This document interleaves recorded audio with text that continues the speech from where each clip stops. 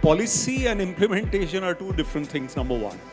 Compliance of policies and the spirit of compliance are two different things. So when we make policy changes, schematic changes, rule changes, law changes, they do not often translate at the ground level to what they intended to be. We need to make them a little braver while maintaining that security and safety environment for them. Child who is in early child education is like a plant, is like a soul who is growing. In the morning and till evening, we are indulged in the law.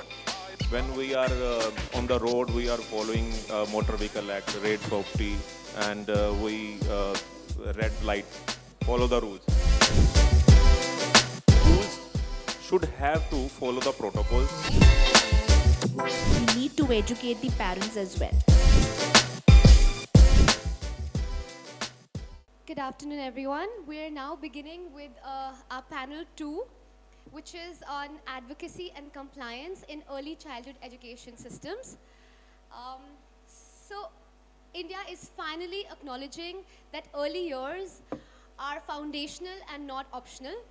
However, many educators still feel that societal expectations, policy, and advocacy is not in sync with what the children actually need developmentally.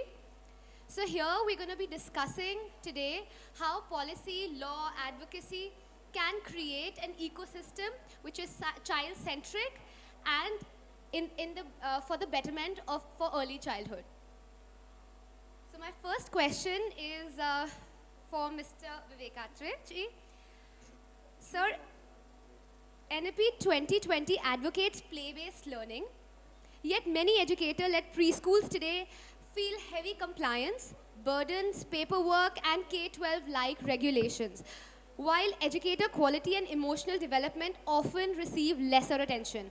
How can policy create a more balanced, child-centric framework that protects safety without pushing out smaller, high-quality early childhood education centers? Thank you very much for the question. Before I start, let me thank the organizers for inviting me. Nowadays, I'm much of an educationist myself, though I have no credentials to be so, but I pretend to be. I travel, I speak, this is what I do, and I try to inspire academicians as well. Now, firstly, I'm missing my friend Hardeep Chandpuri ji. I hope he's arrived or arriving. He and I were at an event yesterday, and he was to come. Also happy to see Mr. Dalip Sharma, who's an old friend, and he's been part of the AIP initiative, Prarambh as well. And Mr. Mubarak Sandhu, who's recommended me for this session. Also happy to see Gurpreet ma'am after a long while.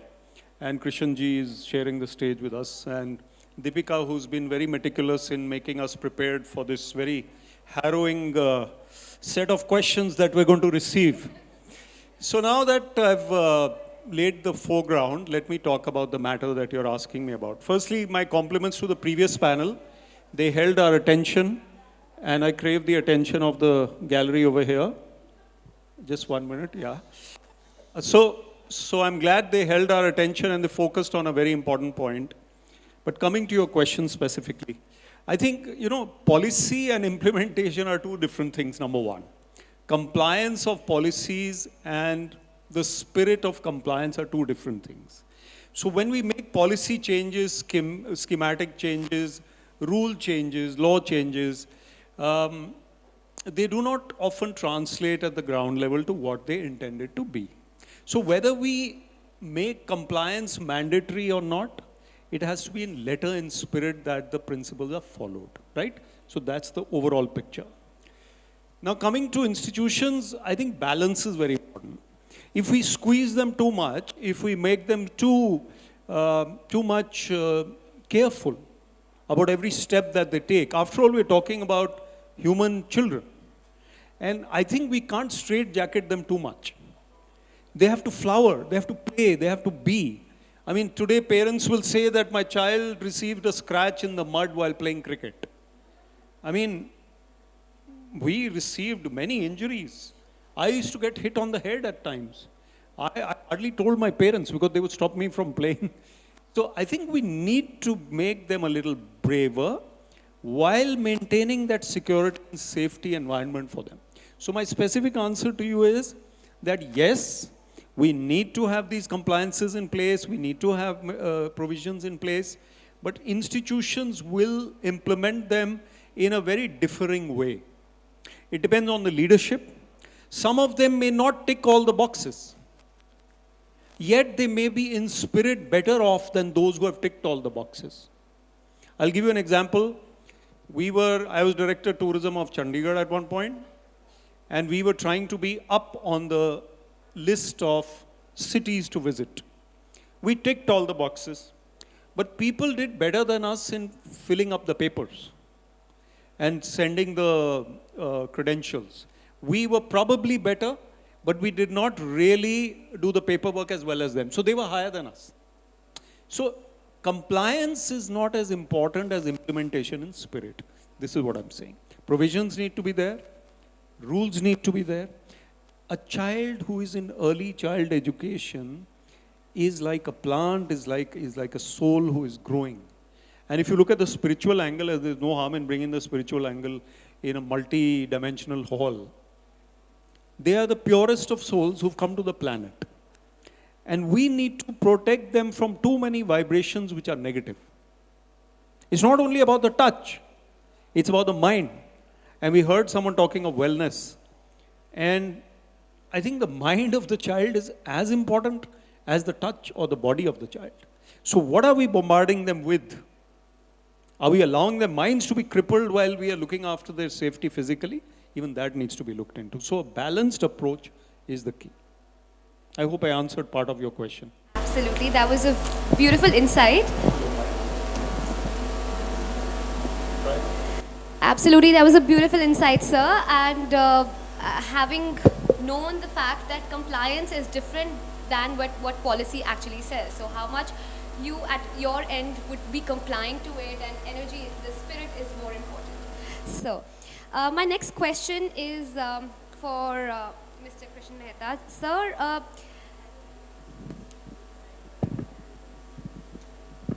sir, today preschool owners often operate in fear, whether due to ambiguous regulations, zoning issues, social media allegations, or legal uncertainty.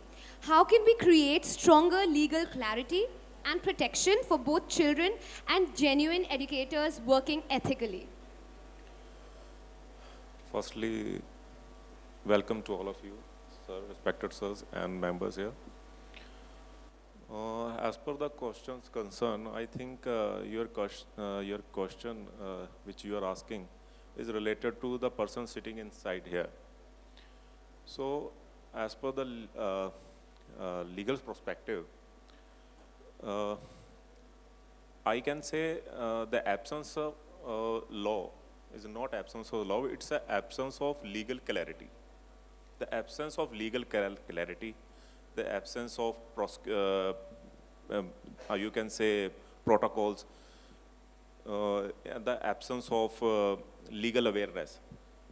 So, it's you cannot ignore the law, because we all sit here all since in the morning and till evening we are indulged in the law.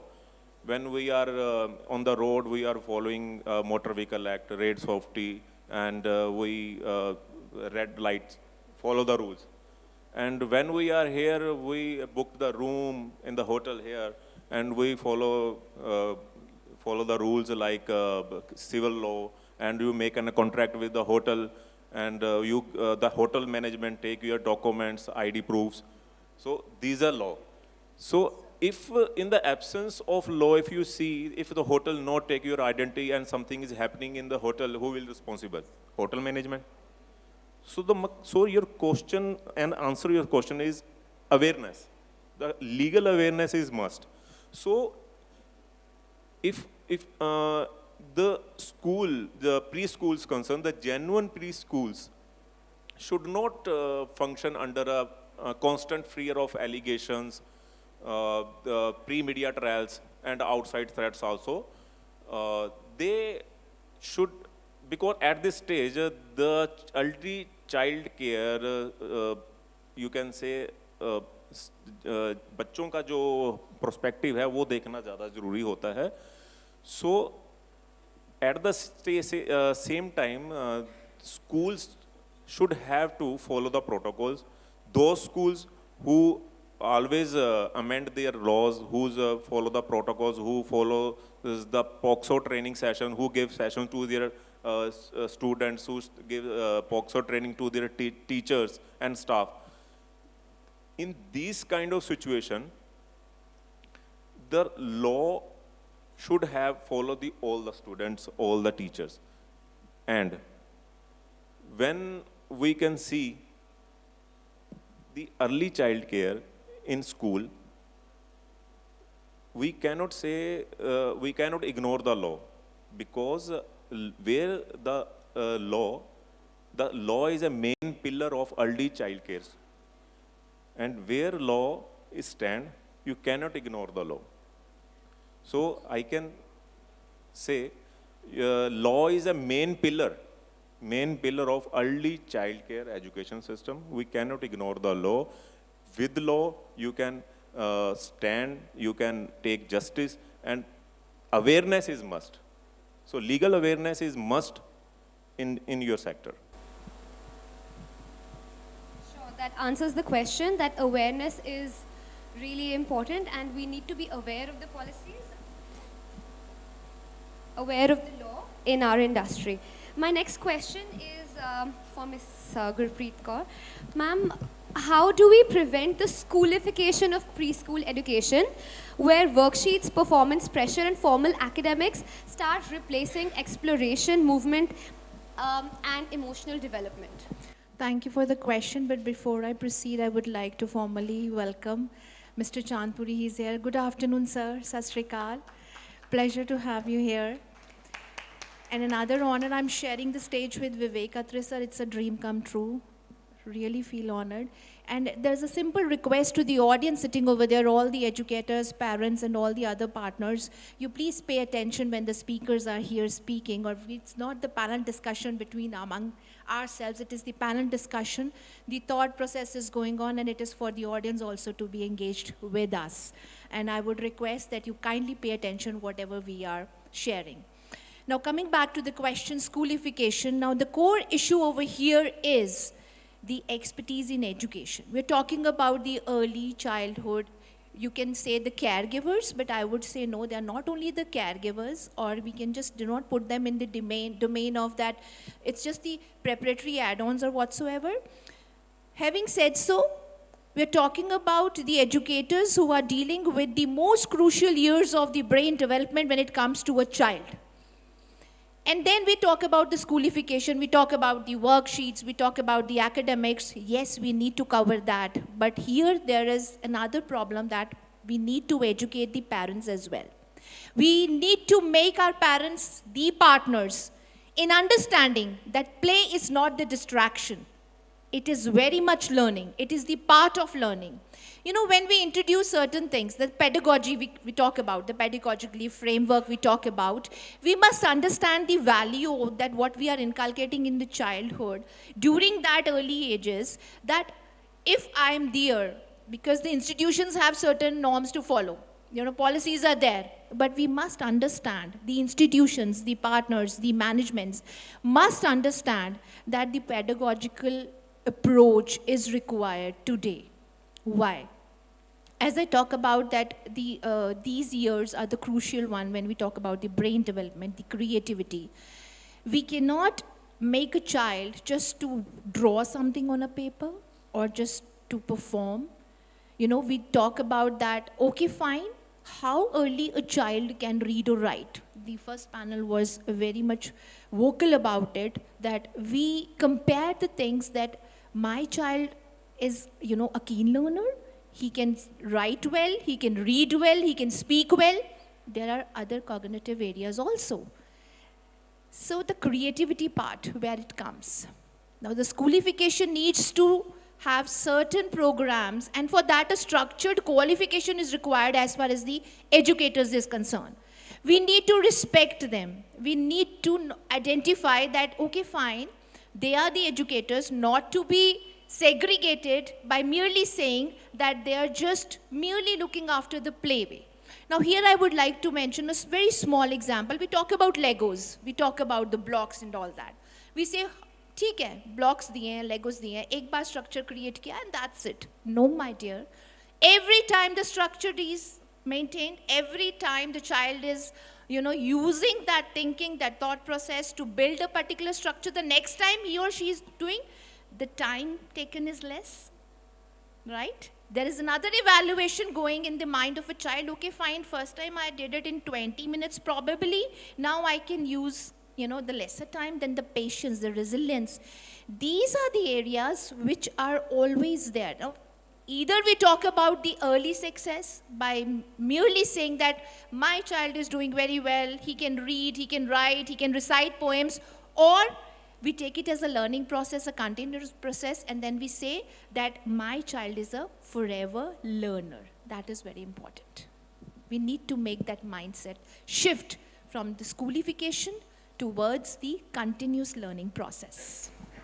True, ma'am. I'd like to just ask you another question based on the same thing.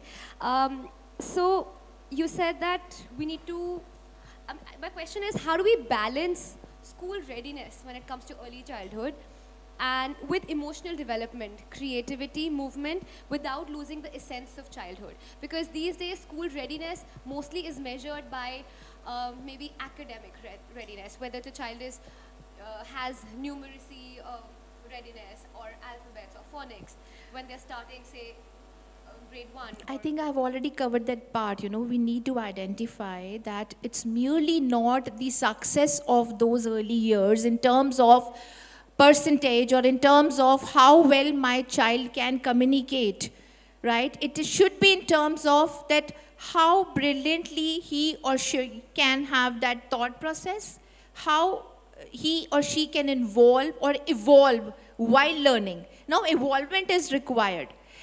Sir has given a very beautiful example that, we don't want our children to play in sandpit. We just train, chot lag gayi, ye ho gaya, wo ho gaya. Where I come from, like I'm 50 today. So those were the days we don't have that playway kind of facilities or whatsoever. So we were very frequently going outside the houses and playing even kad dhoop mein. Aaj kya hai? We don't want our child.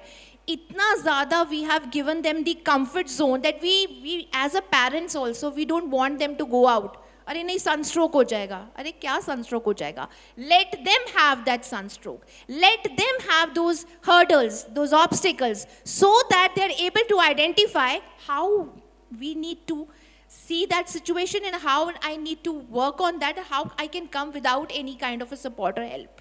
Educators are there to facilitate. See, we educators are facilitators. जब हम भगवान बनने की कोशिश करते हैं ना, the problem comes over there. Neither a parent or an educator can have a complete control on that. You shouldn't be having. Loosen that control. Let them nurture their own skills. Let them identify. This is the issue. I have to face it. Try to karne do. Let them fail. Now, people have a very wrong notion about the failures, and here people, I'm talking about parents. Oh my God, what happens if my child will get only 80%?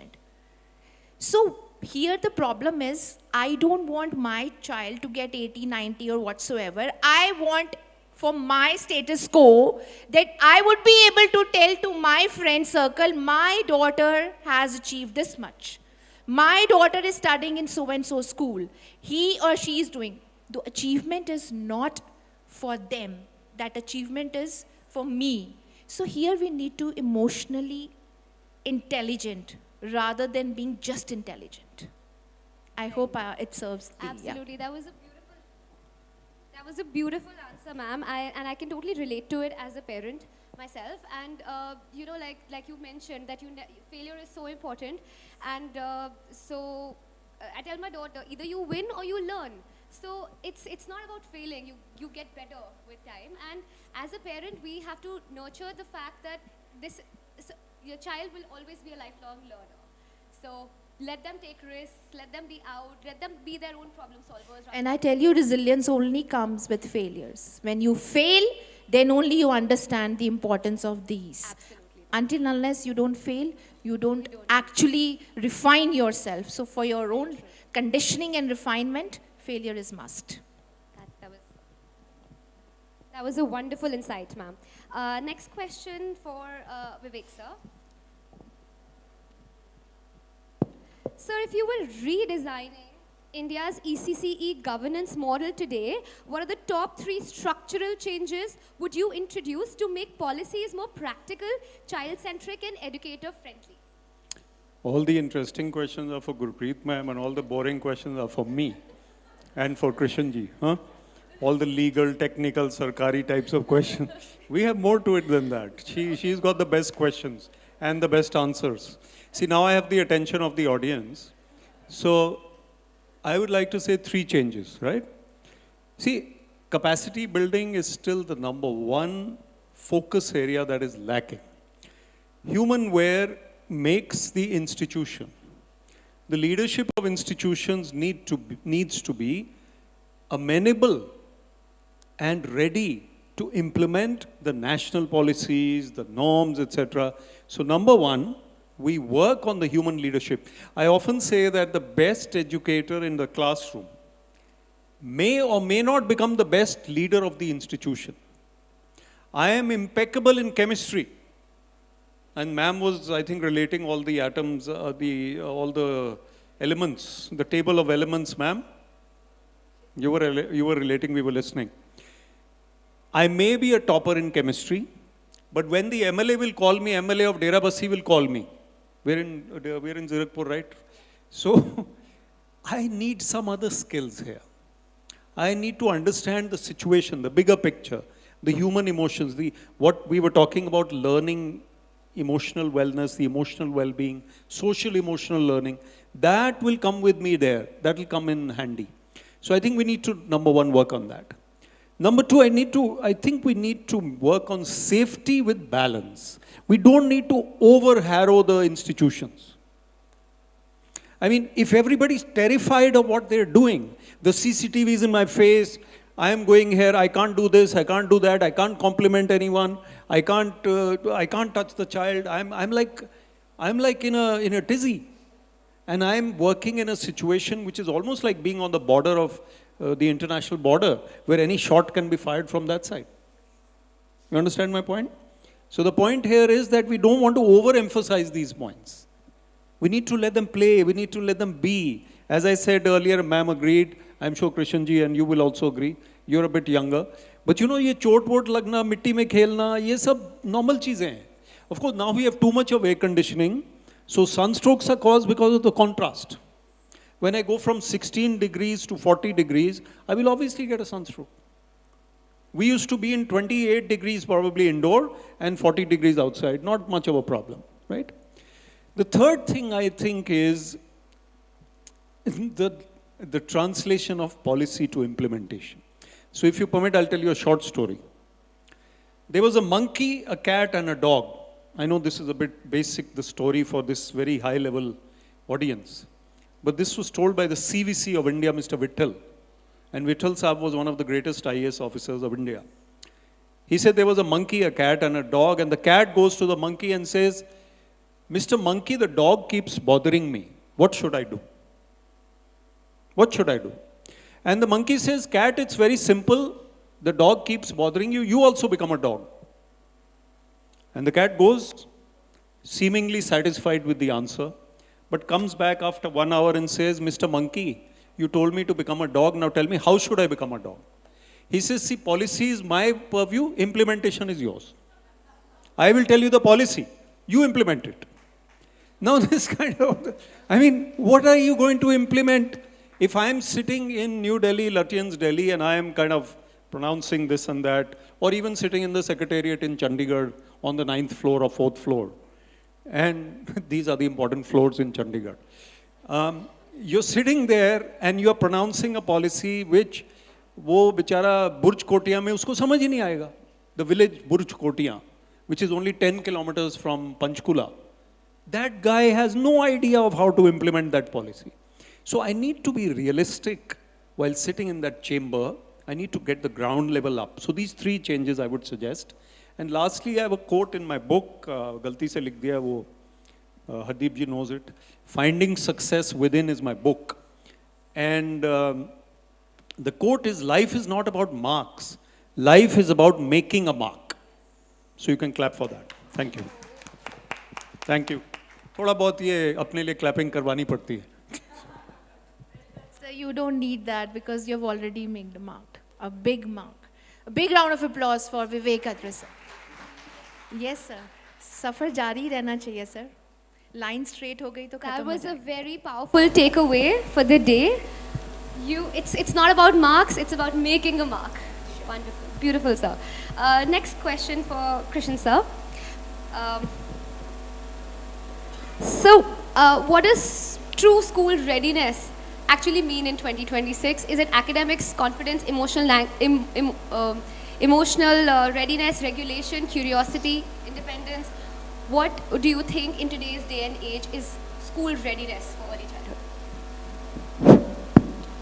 As per your question concern, as I already told you in previous question, as a lawyer, I strongly believe that every school should have to follow the protocol, should have to follow the precautions, safety precaution, POCSO, POSH, as the Supreme Court guidelines like.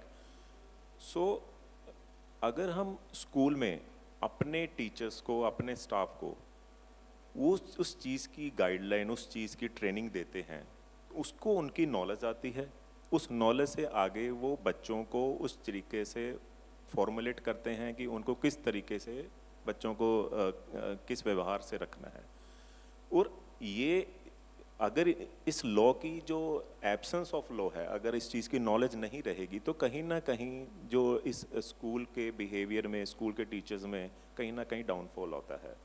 सो मेरा ख्याल ये है कि इस चीज़ के according अगर हम मिल के इस चीज़ को फॉर्मुलेट करते हैं, मैं और मेरी वाइफ दोनों एज अ न्याय ज्ञान को प्रमोट करते हैं, तो हम चंडीगढ़ के, दिल्ली के स्कूलों में जाके उनके जितने भी प्रोटेक्शन ऑफिसर्स हैं, उनके स्टाफ हैं, उनको जाके हम ट्रेनिंग सेशन देते हैं, उनके डोमेस्टिक वायलेंस के बारे में बताते हैं, पोश के बारे में बताते हैं. पोश के हमारे अलग अलग मॉड्यूल बने हुए हैं, छोटे बच्चे के मॉड्यूल अलग बना हुआ है, कोई अडल्ट एज का मॉड्यूल अलग बना हुआ है, क्योंकि उनको उस चीज़ के बारे में बताना, जैसे पहले पैनल्स में बताया गया था, गुड टच बैड टच के बारे में बताया गया, तो वो जब तक नॉलेज बच्चों को, टीचर्स को, स्टाफ को नहीं बताई जाएगी, ये जो गैप है ये ख़त्म नहीं होगा. तो उस चीज़ को दूर करने के लिए सर ने भी आंसर आपको दिया कि ये बहुत ज़रूरी है इस गैप को दूर करने के लिए. सो मेरा आगे ये रिक्वेस्ट सबको रहेगी कि जितने भी यहाँ जितने भी इंस्टीट्यूशंस हुआ सिटिंग हेयर, सो उनको अपने जितने भी पॉलिसी ड्राफ्ट शुड भी ड्राफ्ट होनी चाहिए, उनके जितने भी कंसर्न टीचर्स हैं, स्टाफ, उनकी ट्रेनिंग होनी चाहिए, ताकि आपको पता होगा तभी जो चाइल्ड है वो उस चीज़ में सेफ रहेगा. सो बच्चा भी सेफ रहेगा और आपका इंस्टीट्यूशन भी सेफ रहेगा. Thank you. Thank you, sir. Right. Next question, ma'am, for you. Ma'am, many educators believe early childhood education is still not receiving the professional respect it deserves compared to mainstream schooling. What needs to change institutionally for ECCE educators to be viewed as specialists rather than just caretakers? The answer lies in your question only, that yes, there is a need to see them as specialists, but we often undervalue them. Because as I said, that we just treat them as, you can say, a preparatory add-ons. We don't give them much value. I have already shared the fact that the early childhood is the most crucial years for brain development, right? Creativity is at its peak. We need to recognize them. When talking about this, the people who are educators in the early childhood, they need a professional recognition. Now, when I say professional recognition, it is the narrative needs to be changed from the institutional perspective. The management sitting over here must recognize them as educators, and there should not be any segregation when we talk about that. These are the educators who look after the playway. These are the educators who are for the primary section, and these are for the secondary section. Why we need that segregation? Educator is an educator. We can learn while walking on a street. I learn a lot when I see a beggar. Now would you say, what would you learn from a beggar? I learn a lot. Just, have you ever observed, signal pe aap khade ho, beggar aata hai. Most of the times, we are very harsh towards it. We need to learn resilience from that beggar. We need to learn he or she is in the extreme conditions. पाँव में चप्पल नहीं है, अजीब सी हालत है. Probably they are mocking also, but then also we can learn. So when I talk about the professional recognition, we need to recognize the effort of an educator who is observing a child. So basically they are the neuro practitioners. They are just not the educators.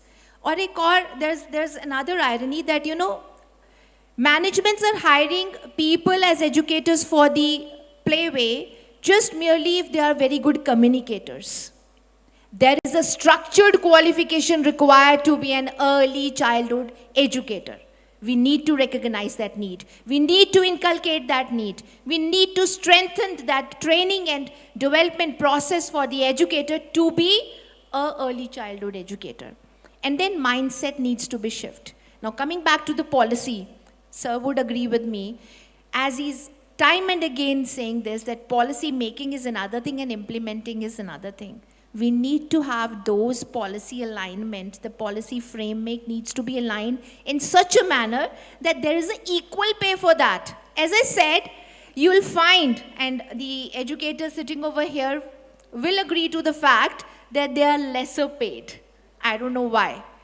There should not be any difference when it comes to the pay. Pay parity is equal to respect parity. We need to recognize the strength they are putting up. And when we say that, I want my child to be in a best of school, uska early age ka foundation needs to be strong. How are you going to build that foundation? If you say that that's the foundation, जिसके ऊपर पूरा structure खड़ा होना है, so the people responsible for bringing and building that foundation needs to be strengthened at the same way. You need to respect them in the same manner. There needs to be equal pay for them, equal recognition.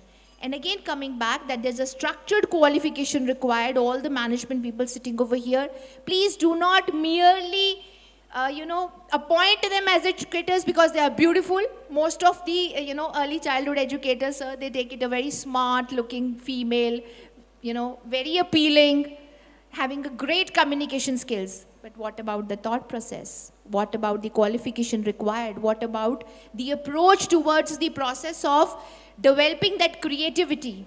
We are not only the nurturers, they are not only the nurturers. Yes, empathy, sir. So there is a recognition will only come when we change the narrative and then we start giving that respect. And of course, pay parity, respect parity. Well said, ma'am. Thank you so much. And now everyone here is from the early childhood industry, and ma'am given a beautiful terminology that we are just not educators, we are neuro-specialists. We are neuro-practitioners. Neuro-practitioners. That's lovely. So you can all call yourself neuro-practitioners, please. See, the perception needs to. The perception will only change when mindset will shift. The narrative will shift. So just stop saying, "Arey, wo to playway mein hai." No. Actually, they are the foundation builders. They are making your children responsible and creative at the same time. They are the first ones to identify the creativity in any child. Because most of the time, those 2 to 3 hours, normally तो हम लोग as a parents कहते हैं 2-3 घंटे वास्ते बच्चे ने छड्या होया वो सिरदर्दी नहीं होएगी. इट्स नॉट दैट सिरदर्दी, Now here parents needs to be partner as well. They should also identify the value that, the person who is looking after the child during those 2-3 hours, actually building the foundation for you. And then that child will be a continuous learner. या तो आप foundation strong कर लीजिए या फिर आप सिर्फ कह दीजिए कि I will be sending it, वो अपने आप सीख जाएगा. As the panel has already said, अपने आप कोई कुछ नहीं सीखता है, अपने आप तभी सीखेगा व्हेन ही और she will be put into that situation. And there needs to be a regular check, regular observating authority upon that. Thank you. Right, ma'am. Thank you so much for that. Sir, next question for you. There were only 2 questions you had told me. Sir, I'm going to ask you a fun Third question one now. not allowed. Okay, go ahead. So I think you have already answered this question as well. Think of a question. Yes, I think I've already found answers to my next questions as well. So India has one of the largest child populations in the world. What kind of ecosystem do we want to build over the next 10 years? So if we talk about 2036, should it be a compliance-driven system or should it be a child development-driven system? I think that's a great question. I'm happy to receive that. I agree with ma'am. You know, the educators are a community who are probably lower in the rung of respect, number one. Because this child education depends on 3 pillars: the educators, the children, and the parents. Now, the educators have to be respected. And early child educators have to be respected equally compared to other educators. In America, the university dons, as they call them, professors, are celebrities. No, they're like superstars. And in India, they're not superstars, but they are better paid than early child educators, let's say. Now, as rightly said by Gurpreet ma'am, you see the child is first coming to the early child educator. And that's the first contact with the outer world. So I think it's a very important role.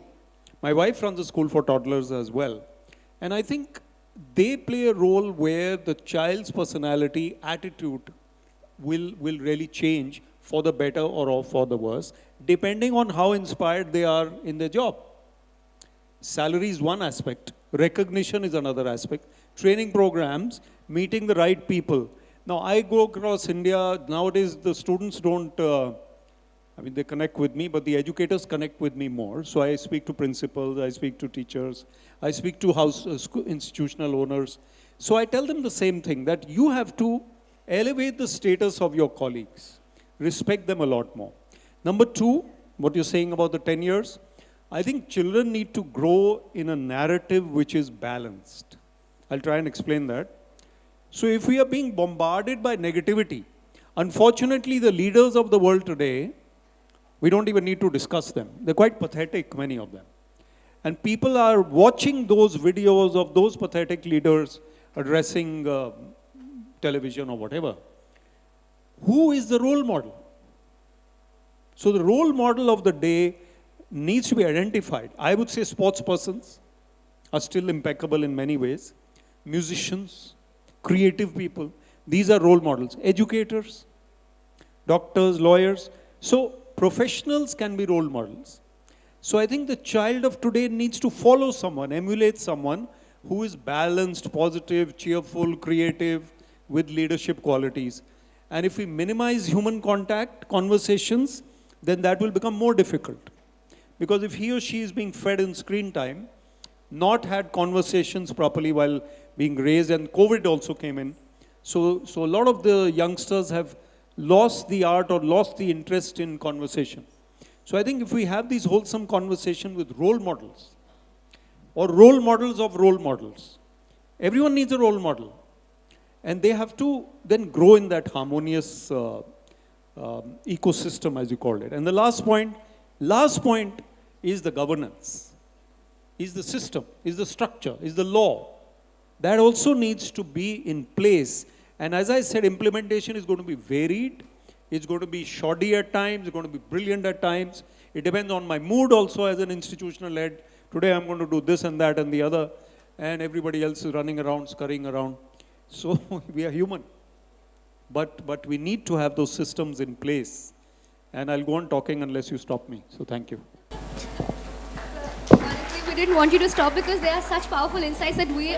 Sir, we do not want you to stop talking because we are getting such powerful insights with your words. So we'd love for you to continue, but I know we have a time limit to follow. Just an open question for everybody.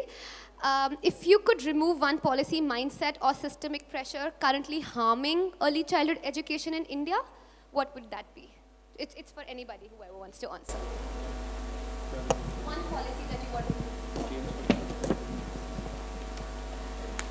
The policies which are already there, I think wo abhi bhi they are not being followed in a rightful manner. So the best we could do is that in a rightful manner we should, whatever is there already, we need to follow them.